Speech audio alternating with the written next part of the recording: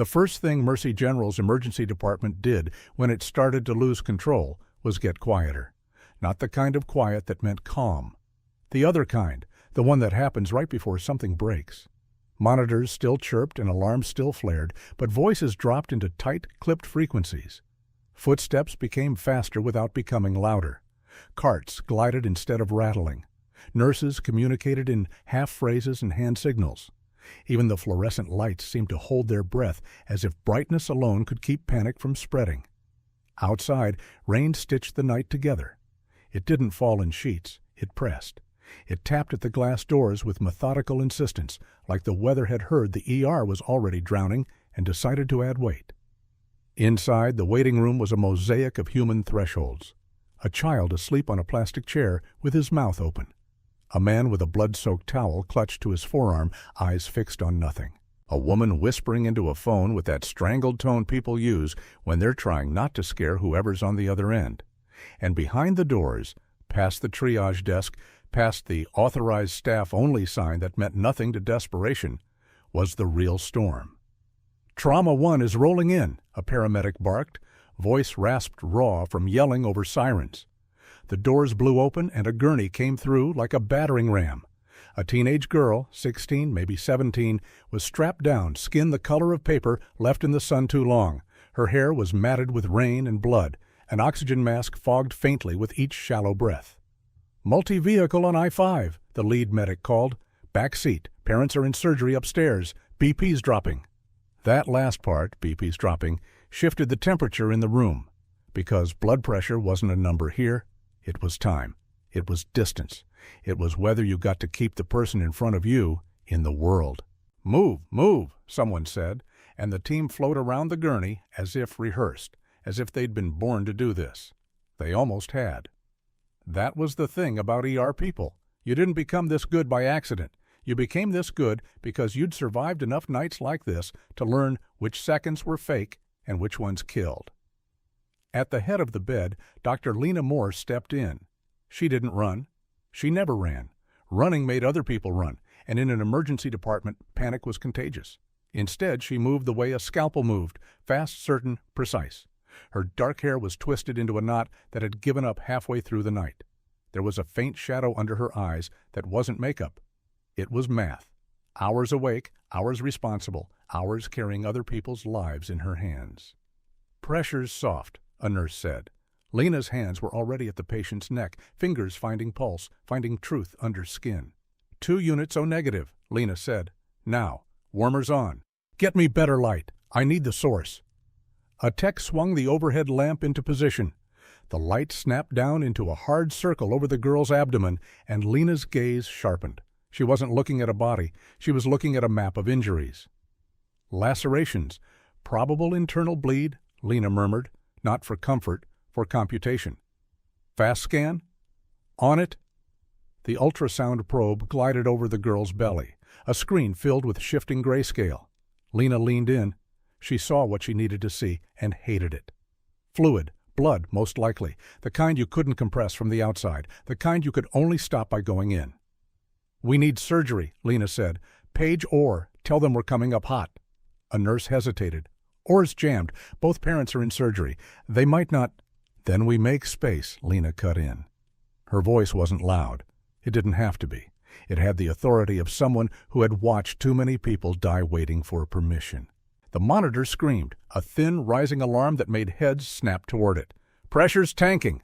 "Hang blood," Lena said. "Now." Hands moved. Bags lifted. Tubing primed. The crash cart's drawers clicked open and shut. The room became a machine with a single purpose. Lena bent closer to the girl's face. "Hey," she said softly. Not because the patient could hear, maybe she could, maybe she couldn't, but because Lena had learned a long time ago that you spoke to the person anyway. "Stay with me. You're not doing this alone." The girl's eyelids fluttered once. Something like a sound escaped her throat, a bird trying to stay airborne in a storm. Lena felt it in her chest. Then the emergency department's other door, the one that wasn't for ambulances, the one that led to a private corridor and a badge-controlled elevator, opened like a statement. It wasn't pushed. It wasn't politely used. It was claimed. The sound was wrong for this place. entitled, casual, like someone opening the door to their own living room. A handful of staff looked up without meaning to. That was the first sign. The second was the way the air shifted, not from urgency to alarm, but from urgency to fear. A very specific kind of fear that didn't come from trauma cases. Fear of someone with the power to ruin you without raising a hand. A man stepped through. He was younger than the director of any hospital had the right to be, but old enough to carry himself like he'd never once had to wait his turn. Crisp clothes, clean shoes, hair done like it was 2 p.m., not 2 a.m. His ID badge, executive level, caught the light as he moved. He wasn't limping. He wasn't bleeding much. A shallow cut across his knuckles was wrapped in a paper towel that had only a few spots of red. But his expression said he was the emergency. Behind him, a security presence lingered, 2 men near the private corridor, as if the building itself had summoned them without being asked. And with the man, laughing too loudly, eyes glassy, was a friend or a date or an accessory. The kind of person who expected attention because the world had always given it. "Get me a doctor," the man announced. Not asked, announced. A triage nurse, older, practiced, stepped forward with that face medical staff learn early, neutral enough to not invite attack, firm enough to not disappear. "Sir, I can check you in." "I'm not checking in," the man snapped. His voice filled the waiting space the way some people's voices do when they've learned that volume equals obedience. "Do you know who I am?" The nurse didn't answer fast enough for him. "I want a doctor now," he said. "Real care, not whatever this circus is." Behind him, the accessory laughed like it was entertainment. Inside Trauma 1, Lena didn't look up. She couldn't afford to. She was counting seconds with her fingertips on a pulse that was slipping away. "Pressure's not responding," a nurse warned. Lena's jaw tightened. "Prep for transport. We're going upstairs." A tech started disconnecting leads. Someone reached for a portable monitor. The man in the hallway looked past the triage nurse and saw the movement behind the trauma doors like he could smell where the attention was.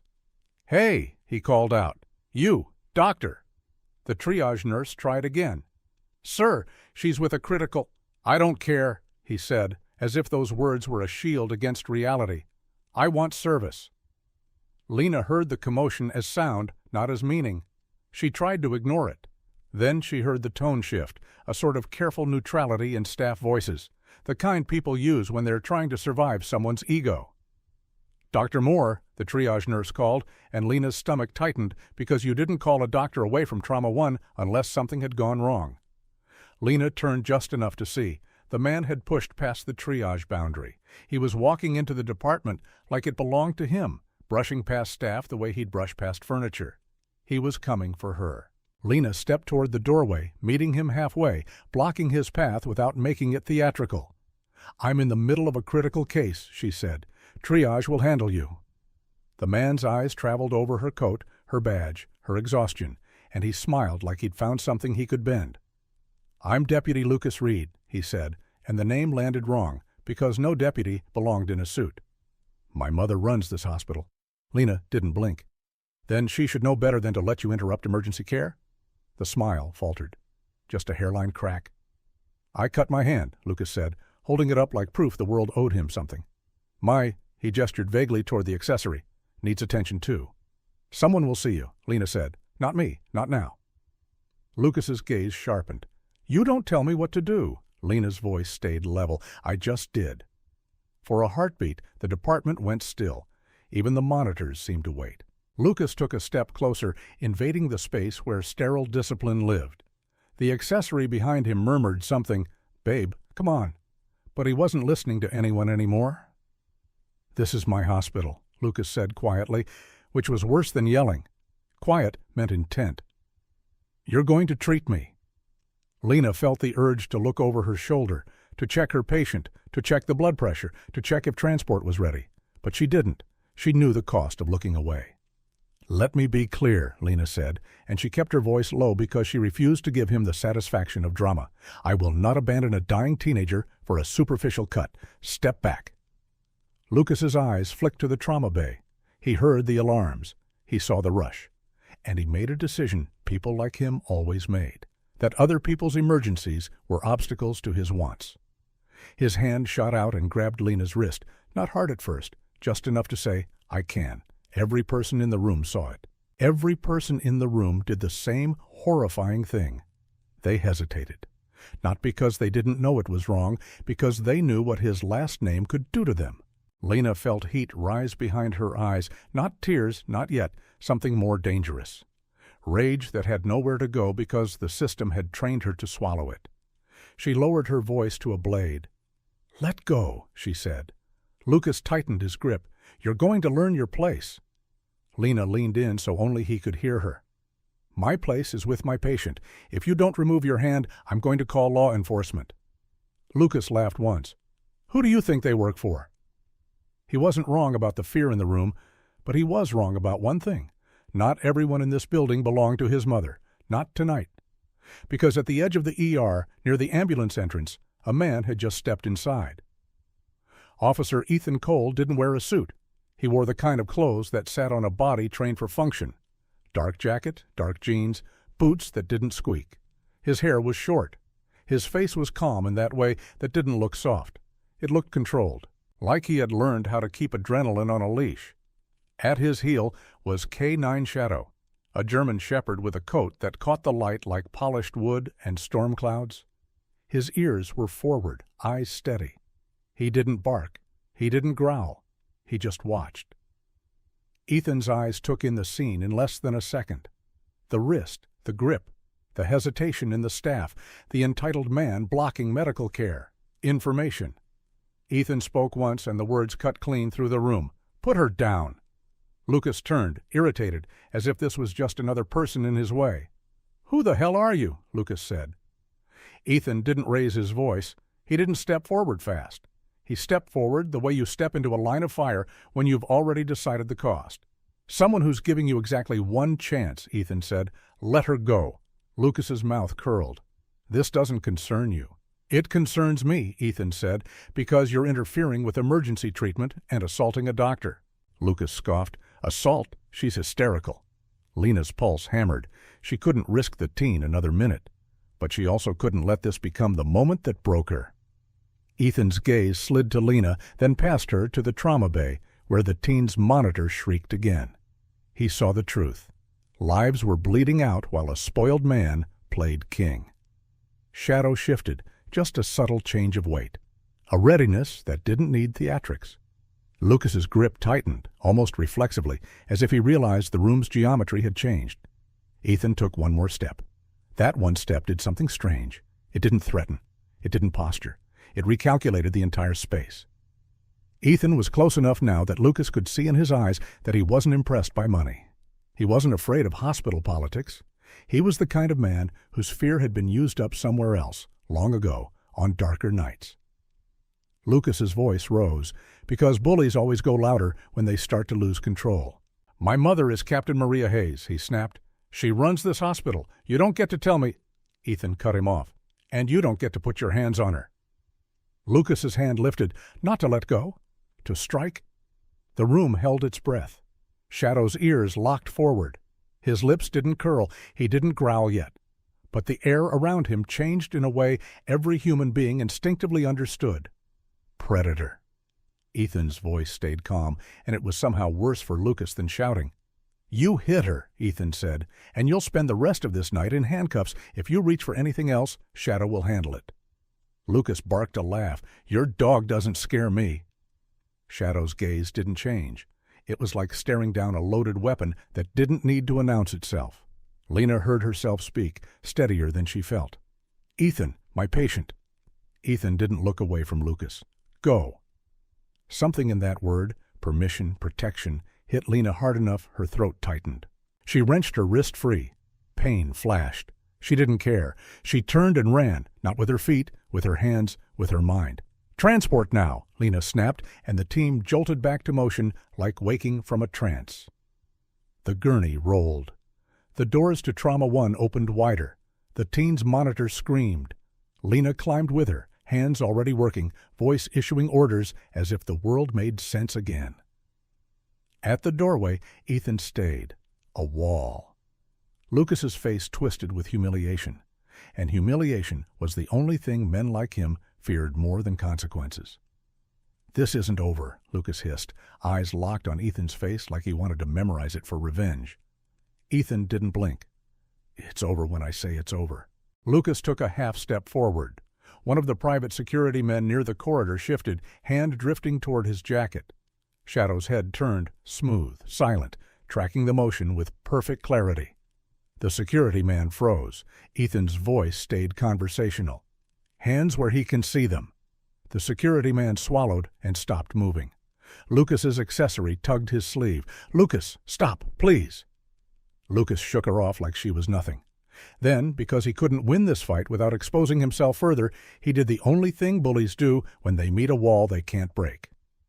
He retreated and promised to come back bigger. As he backed away, his eyes found Lena's disappearing gurney. "Dr. Moore," Lucas called, voice dripping venom. "Sleep while you can." The doors to the elevator closed, and the ER exhaled. Not relief, just the knowledge that the storm had shifted. Ethan finally turned from the retreating threat and moved toward the trauma bay exit.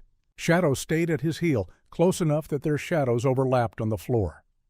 Inside the transport elevator, Lena worked with hands that refused to shake.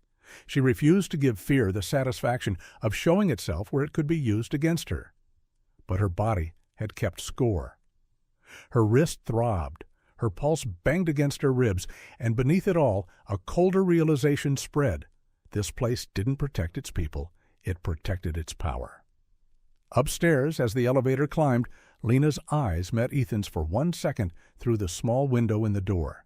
He was already watching her, not like a savior, like a partner who had just silently agreed to a mission he hadn't asked for and wouldn't abandon.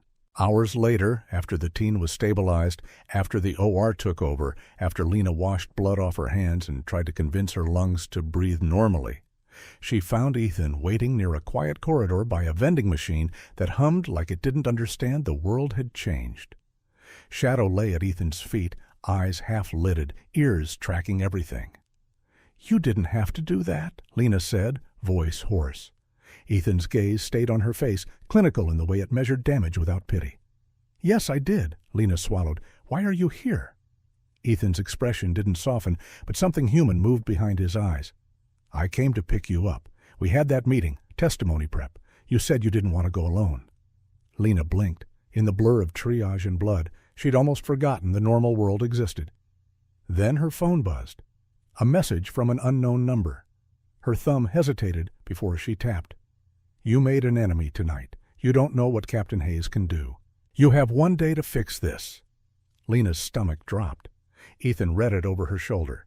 He didn't react the way most people did. No gasp, no curse, just a shift, subtle, predatory, like a man moving from protection to planning. "Forward it to me," he said.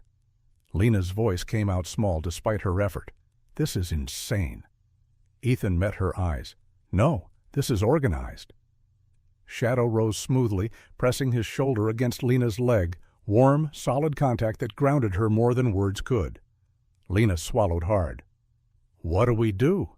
Ethan looked down the corridor toward administrative elevators, toward the part of the hospital that smelled like polished wood and money instead of antiseptic and sweat.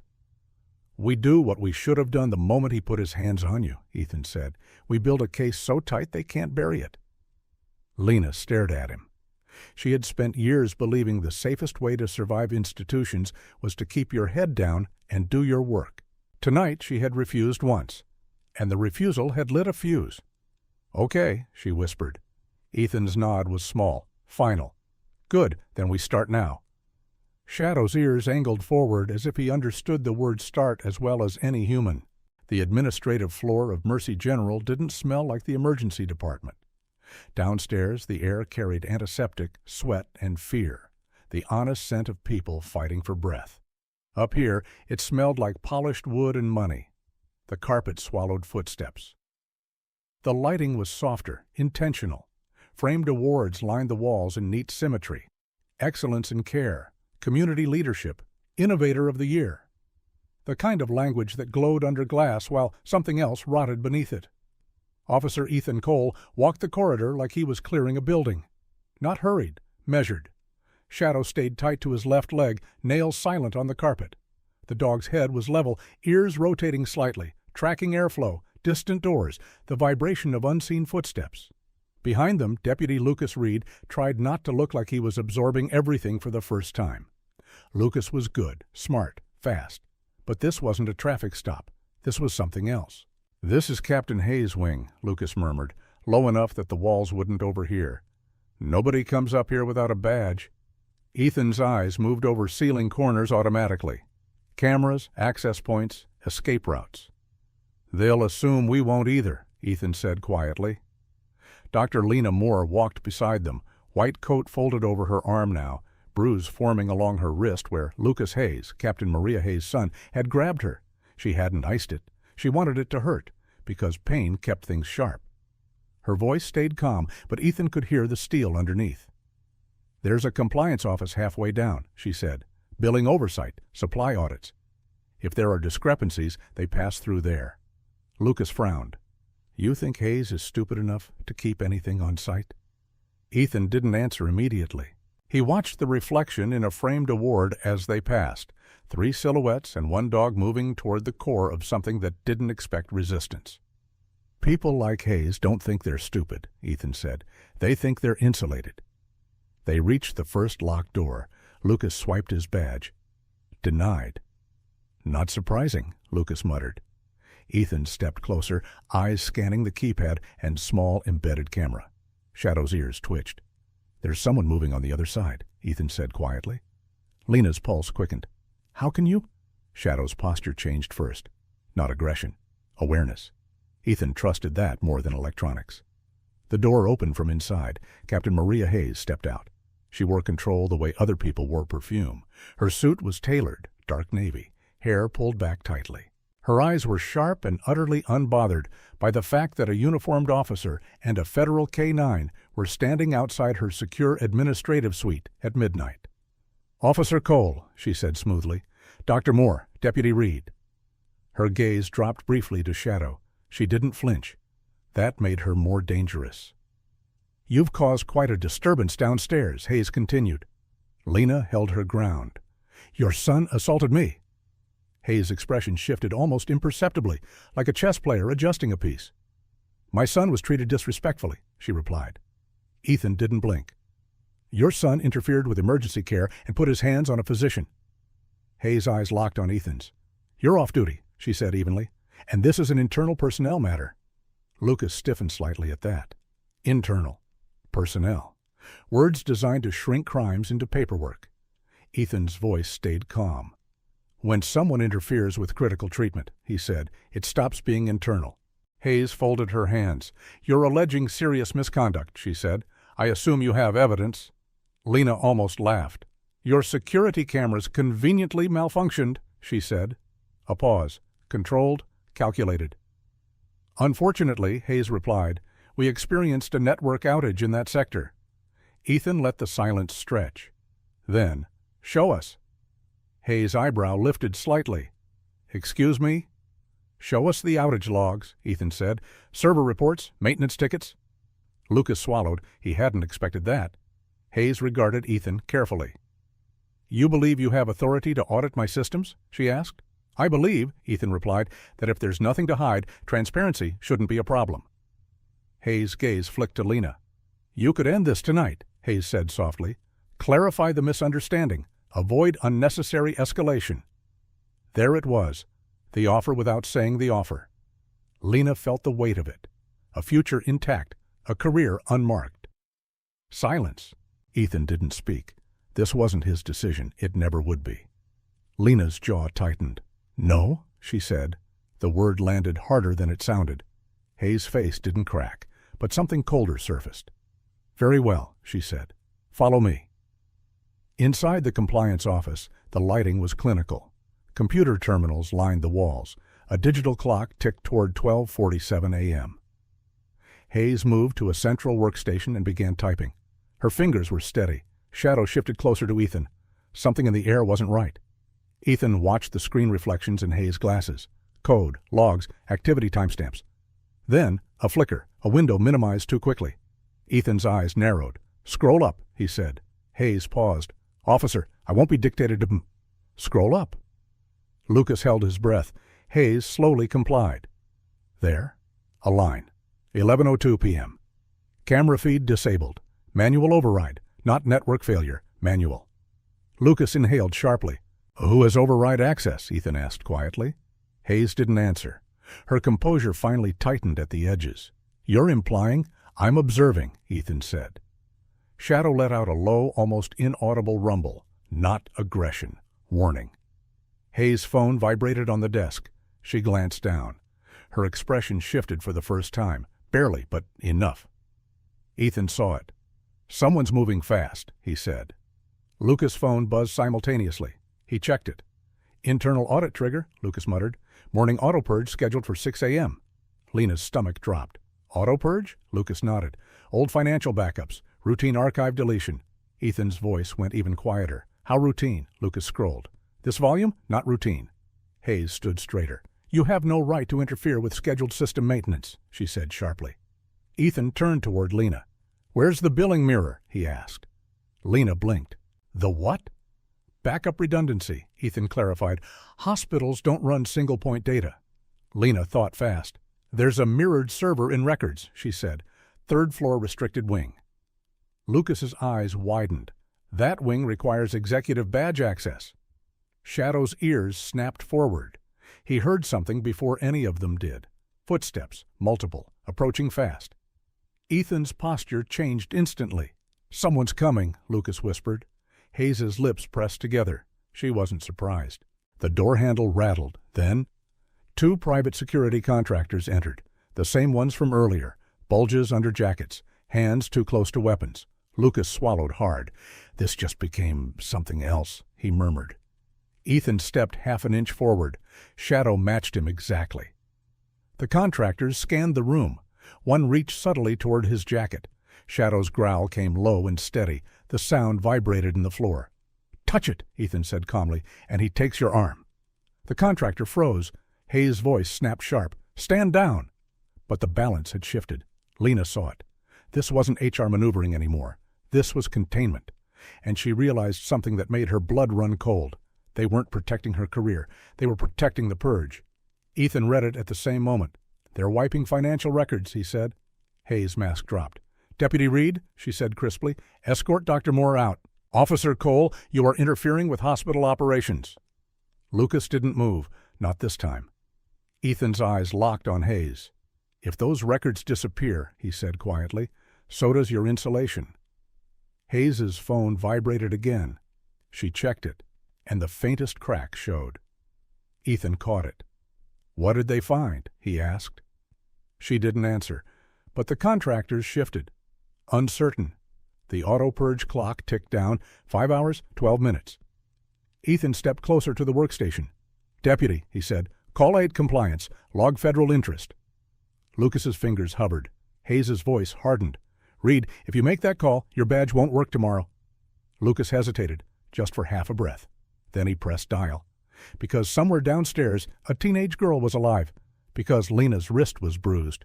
Because sometimes you chose which side you wanted to be remembered on. Hayes' composure shattered into something sharper. You have no idea what you're stepping into, she said. Ethan's voice stayed steady. No, he agreed, but I know what we're stepping out of. Shadow's growl faded, not because the threat disappeared, because the threat recalculated. The contractors lowered their hands. Hayes stared at the screen, then at Lena. This isn't over, she said. Ethan met her gaze without blinking. No, he said, it's just starting. Outside the office, as they moved toward the restricted server wing, Lena's pulse pounded in her ears. Lucas exhaled slowly. Tell me we're not breaking federal law, he muttered. Ethan's answer came without hesitation. We're preserving it. Shadow trotted forward, nose catching a scent that didn't belong. He stopped at the restricted wing door, hackles lifting just slightly. Ethan followed his gaze. The door was ajar. It shouldn't have been. Inside, the faint hum of server racks and the smell of overheated circuitry. Someone was already there. Ethan's voice dropped to a whisper. Stay behind me. Shadow slipped through first, silent, precise, and the war inside Mercy General officially began. The restricted wing felt different the second they crossed the threshold. Not colder. Hospitals were always cold, but emptier. The kind of empty that didn't mean no one was there. the kind that meant nobody was supposed to be. Server racks lined the interior room like black metal ribs. Tiny LEDs blinked in disciplined patterns, a synthetic heartbeat. Fans whirred with a constant, dry hiss, air forced through machines that held other people's secrets and called it data. Dr. Lena Moore's breath fogged faintly in front of her. She hadn't realized she'd been holding it until she let it go. Officer Ethan Cole didn't speak.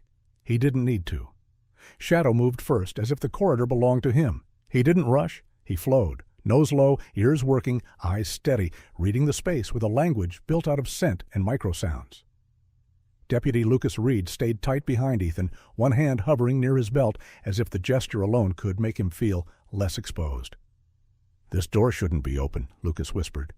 Ethan nodded once. It wasn't. Lena stepped closer to the server room entrance. A faint warmth rolled out. Electronics, overstressed power supplies, something recently disturbed. "I can access mirrored billing from that terminal," she said, pointing to a workstation just inside. Ethan's eyes flicked to the keyboard, then to the floor. A chair was pulled back at an angle, not abandoned, interrupted. Shadow froze. It wasn't dramatic. It wasn't a bark. His entire body went still in a way that made Lena's skin tighten. Ethan lifted a hand, 2 fingers down. "Freeze." Lucas stopped breathing loud. Lena's heart kept going anyway. Shadow's head turned slowly toward the darker corner near the server racks. Ethan followed the line of Shadow's stare. Nothing moved, but something had, and Shadow knew the difference. Ethan's voice was almost nothing. "Lena, get to the terminal. Lucas, watch the corridor." Lucas nodded too fast. Ethan moved with Shadow, stepping deeper into the room. It wasn't about bravery. It was about geometry. If someone was hiding, you didn't stand in the doorway like a target. You cleared angles, controlled exits, kept your people behind you. Shadow's nails didn't click. His breathing barely stirred the air. Then movement, not from the dark corner, from the corridor behind them. A heel tap, a confident one, the kind that didn't belong to a tech. Captain Maria Hayes entered the restricted wing like she'd never doubted she could. No panic, no urgency, only possession. Her eyes scanned the scene and landed on Ethan. "You're going to regret this," she said evenly. Lena's throat tightened. "You're the one purging." Hayes's gaze slid to Lena, then to the terminal. A fraction of a smile touched her mouth, thin as a scalpel. "You're young," Hayes said. "You think this building runs on ideals. It runs on leverage." Lucas swallowed. "Captain, this is obstruction." Hayes' eyes snapped to Lucas. That was when Lena saw it clearly. Hayes wasn't surprised Lucas had chosen a side. She was disappointed. The way a commander looks at a soldier who didn't follow orders. "Deputy Reed," Hayes said, "put your phone down." Lucas's hand tightened around his device instead. Ethan's voice stayed calm. "Step back, Captain." Hayes didn't. She stepped forward, just one pace. A controlled invasion. Shadow's body shifted, still no bark, but the warning was unmistakable. Hayes glanced down at Shadow. Her expression barely changed, but her pulse betrayed her at the throat. "He won't bite without command," Hayes said, as if reciting a policy. "So you're not as dangerous as you want to be." Ethan didn't blink. "You're not as untouchable as you think you are." For the first time, Hayes' composure tightened, just at the eyes. Then it vanished. "I can end Dr. Moore's career," Hayes said softly. "I can end yours too, Ethan. Paperwork, complaints, investigations that never stop. You know how systems punish people they can't control." Lena felt the hook in the words, the temptation to step back into the safer story. "This isn't my fight. I'm just a doctor. I just want to save patients." But she could still taste blood from her split lip earlier in the night, the metallic memory of being reminded what compliance bought you. She forced her voice steady. "I'm not lying for you," she said. Hayes looked at her like she was trying to decide whether Lena was naive or simply inconvenient. "You're not the first to say that," Hayes replied. "They all learn." Ethan's tone didn't change. "Lena, export." Lena moved to the workstation, fingers hovering above keys. Her hands wanted to shake. She didn't let them. She logged in, a mirrored dashboard loaded, billing codes, supply inventory, cross-references, timestamps, and there, like a bruise under makeup, was the mismatch. Phantom supplies, missing stock, outages that aligned with patient outcomes. Lena's stomach rolled. She felt cold. Not because it was surprising, because it was real. She clicked into the purge scheduler.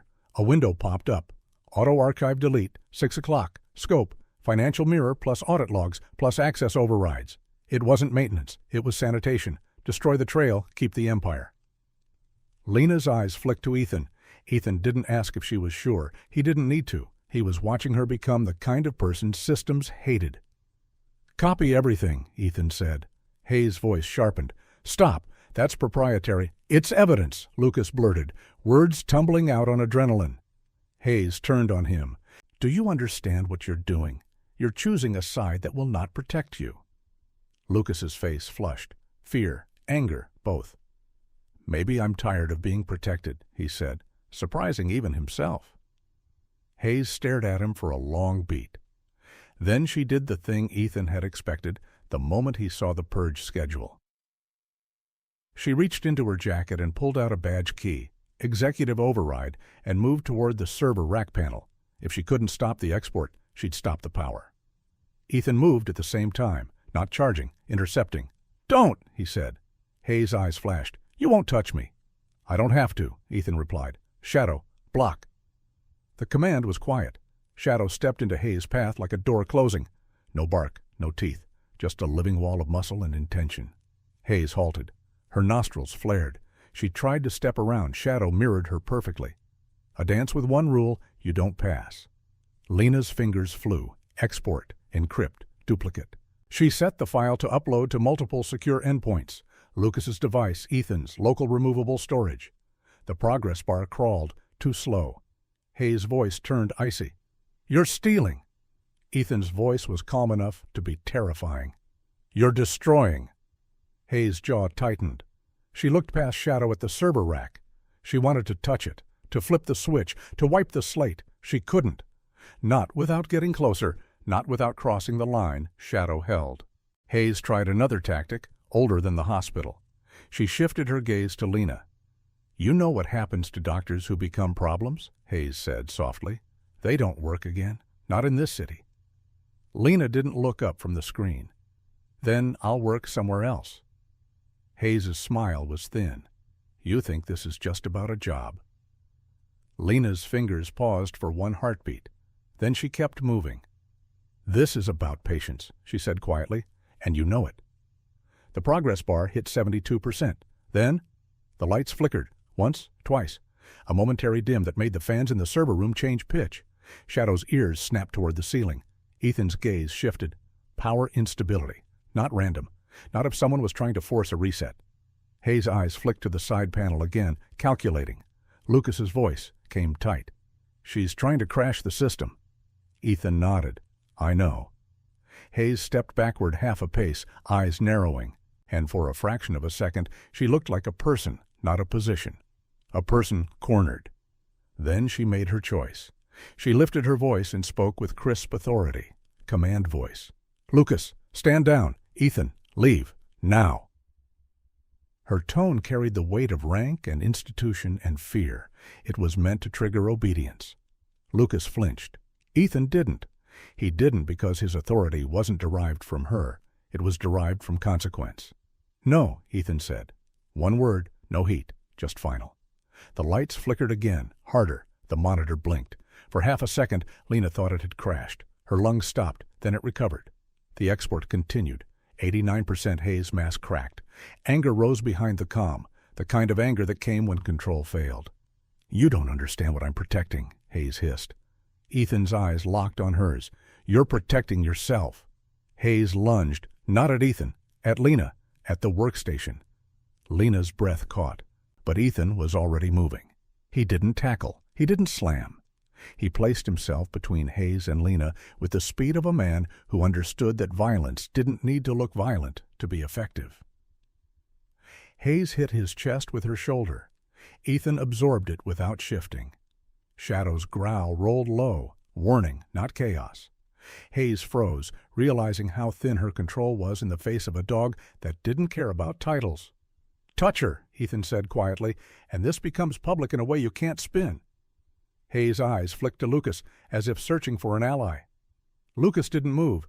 He just watched her like he'd finally seen her clearly. The export bar hit 100%. A chime sounded. Small. Ordinary.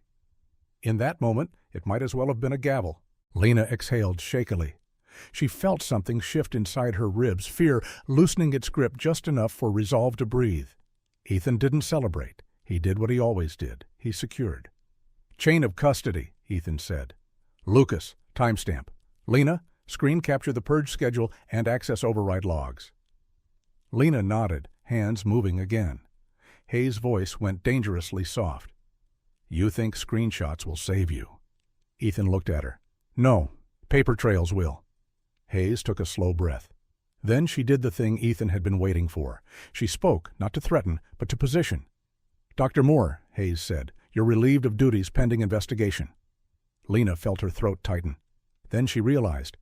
Ethan wanted that on record because it wasn't just retaliation, it was proof. Lucas's phone was already recording audio. His eyes were wide, but his hand didn't shake. Hayes' gaze snapped to Lucas. Turn that off. Lucas swallowed. No. Shadow stood steady, still blocking the path. Hayes' shoulders lifted and fell, a small crack like a fault line. Then she straightened. Fine, she said. Let's do this the hard way. She turned toward the door. Ethan's voice stopped her. Captain. Hayes paused, back still to him. Ethan's tone stayed calm. You're going to call federal investigators yourself right now. Hayes laughed once, sharp and humorless. You can't force me. Ethan's eyes were flat. I don't have to. Lucas already initiated the alert. IT compliance logs show manual camera override. You just issued a retaliatory suspension on record, and the purge schedule is documented. At this point, you have two options: cooperate now or look like you're running when they arrive. Hayes held still for a long moment. The hum of servers filled the silence. Then, slowly, she turned back. Her eyes were no longer smooth. They were hard and tired, like someone who'd spent years building a machine that ate people and told herself it was necessary. You're making an enemy, she said. Ethan's answer was immediate. I already had one. Hayes stared at him. Then she looked at Lena, at Lucas, at Shadow, and for the first time Lena saw fear, not of punishment, of exposure, of daylight. Hayes' phone buzzed again. This time it wasn't her choosing, it was the system responding. The alert had gone out. The building was no longer contained. Hayes exhaled almost inaudibly. You have no idea, she said quietly, how much this is going to cost. Lena's voice was steadier than she felt. I do. The lights flickered one final time, then stabilized. The generator caught. The hospital held. Outside the restricted wing, distant footsteps began to multiply, people moving toward a disturbance that couldn't be explained away as network maintenance. Ethan placed one hand lightly on Lena's shoulder, grounding, not possessive. Stay behind me, he said, the same instruction as earlier, but now it meant something different. Not survival. Follow through. Shadow moved to Ethan's heel. Lucas took a breath, like a man stepping into water he'd only ever watched from shore. Hayes stood very still, as if deciding whether to fight or comply. And in that sterile, humming room full of blinking lights and hidden ledgers, the battle shifted from covert to inevitable. Because once the evidence exists in multiple places, power can't unmake it. It can only rage. Or fall. The first sound that told Mercy General it had crossed a line wasn't shouting. It was radios. Short clip transmissions echoing down the administrative corridor, calm, procedural, irreversible. Federal liaison en route. Secure financial wing. Lock audit servers. Executive personnel remain in place. The language wasn't emotional. It wasn't outraged. It was methodical. And methodical was far more dangerous. Captain Maria Hayes stood inside the restricted wing as the rhythm of the building changed around her. For years she had controlled the cadence of Mercy General, who spoke, who documented what was archived, what was erased. Tonight the cadence no longer belonged to her. Officer Ethan Cole didn't move from where he stood between Hayes and the terminal. Not because he expected violence, because discipline didn't relax until the objective was secured. Shadow remained at his heel, ears forward, posture neutral, but ready. The dog's breathing was slow, steady, a grounding metronome in a room that had nearly turned chaotic. Deputy Lucas Reed checked his phone again. The confirmation had come through. Federal compliance response activated. External oversight flagged. Digital preservation order initiated. That last one mattered. Preservation, meaning nothing could be deleted now without becoming obstruction. Lucas exhaled slowly. Dr. Lena Moore leaned back from the workstation. The export logs were saved, redundant copies transmitted, screenshots archived with timestamps and system identifiers. Her hands finally began to shake, not from fear, from release. It wasn't over, but the part where she stood alone was. Hayes' voice broke the silence. "You think this ends here," she said quietly. "You think a few logs and accusations undo years of leadership." Ethan's answer was measured. "No, it starts here." Hayes looked at him with something like cold curiosity. "You don't work here," she said. "You don't understand what it takes to keep a hospital running." Ethan's eyes didn't leave hers. "I understand what it takes to keep people alive," he replied. "It doesn't include falsifying deaths." The words hung there, heavy, undeniable. Lena swallowed. The phrase still felt like broken glass in her throat. Because now that the numbers were visible, the pattern was undeniable. Supply shortages that never existed. Equipment failures that coincided with denied procedures. Billing adjustments that turned critical care into budget math. Patients who should have had more time, and didn't. The hallway outside filled with footsteps. This time, they didn't hesitate. They entered. Federal investigators moved in with the quiet authority of people who didn't need to posture. Credentials displayed, expressions unreadable. One of them, a gray-haired woman with sharp eyes, took in the scene quickly. The workstation, the mirrored servers, Hayes standing too still. "Who initiated the compliance alert?" she asked. Lucas raised his hand slightly. "I did." She nodded once. "Good." Her gaze shifted to Ethan. "You're Officer Cole." Not a question. Ethan nodded. "And this is K9 Shadow." Shadow's ears flicked at his name, but he remained composed. The investigator looked at Lena next. "Dr. Moore?" "Yes." "Are you willing to give a statement?" Lena felt her heartbeat in her ears again. This was the pivot. Once you gave a statement, you couldn't crawl back into silence. She thought of the teenage girl upstairs. She thought of the bruise on her wrist. She thought of Hayes telling her, "They all learn." Lena met the investigator's eyes. "Yes," she said. Hayes closed her eyes briefly. Not in defeat, in recalculation, but the recalculation had fewer pieces now. The investigator turned back to Hayes. "Captain Hayes, you'll need to remain available while we secure all relevant systems and records." Hayes' posture stiffened. "This is a hospital. You're interfering with patient care." The investigator's tone remained neutral. "Patient care is exactly why we're here." 2 additional agents moved to the server racks. One began documenting hardware IDs. Another initiated a digital preservation protocol. Ethan stepped aside, not retreating but allowing process to take over. Shadow shifted with him, no longer blocking Hayes. There was no need. The building itself had changed sides. Lucas watched Hayes carefully. For years she had been the gravitational center of Mercy General. Staff orbited her authority. Now she looked like someone who had misjudged the horizon. "You could have handled this internally," Hayes said quietly to Ethan. Ethan's response came without hesitation. "You tried." Silence. Heavy. Truthful. Hayes's gaze moved to Lena again. "You think this will make you stronger?" Hayes said. "It will make you tired." Lena held her stare. "I'm already tired," she replied. That was the difference. The exhaustion Hayes promised wasn't new. It was simply visible now. The investigators began escorting Hayes toward the corridor. Not in handcuffs. Not yet. But in containment. As she passed Ethan, she stopped. For a fraction of a second, her composure cracked, not in anger, in something closer to regret. "You're going to find," she said quietly, "that institutions don't forgive people who embarrass them." Ethan's voice was calm. "Then they'll have to learn." Hayes held his gaze.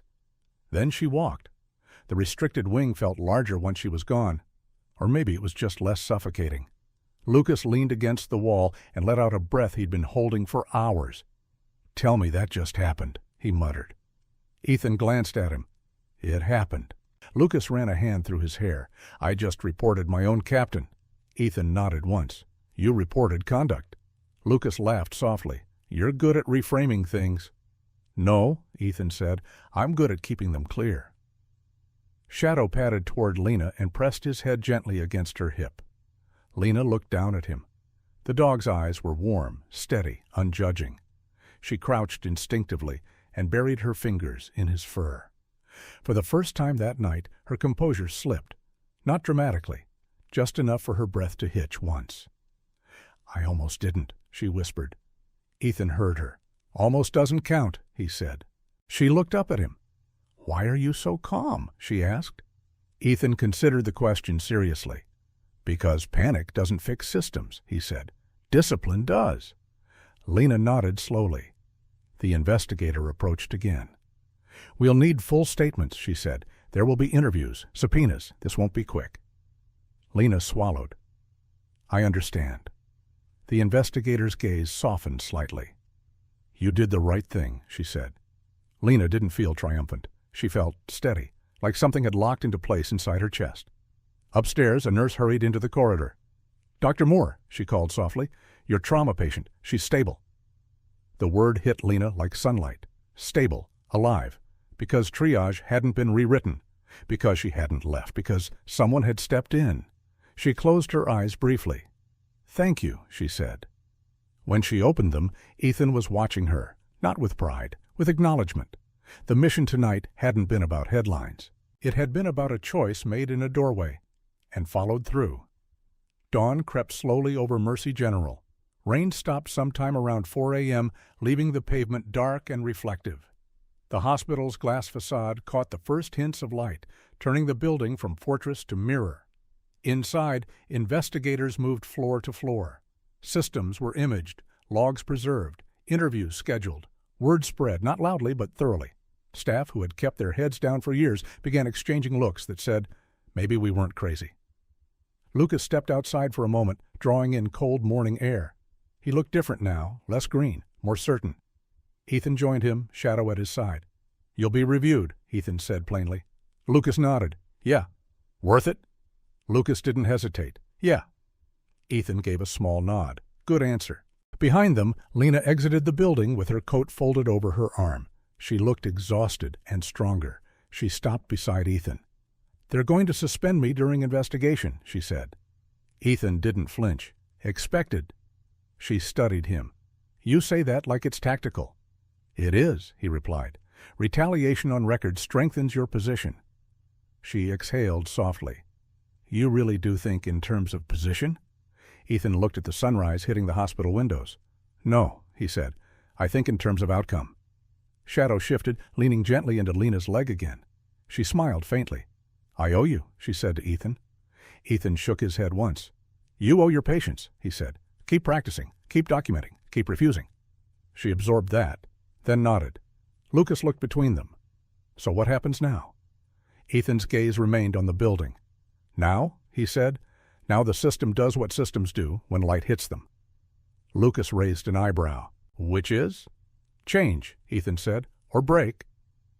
Inside, Captain Maria Hayes sat in a conference room under federal supervision, no longer directing, answering. For the first time in years, she didn't control the narrative.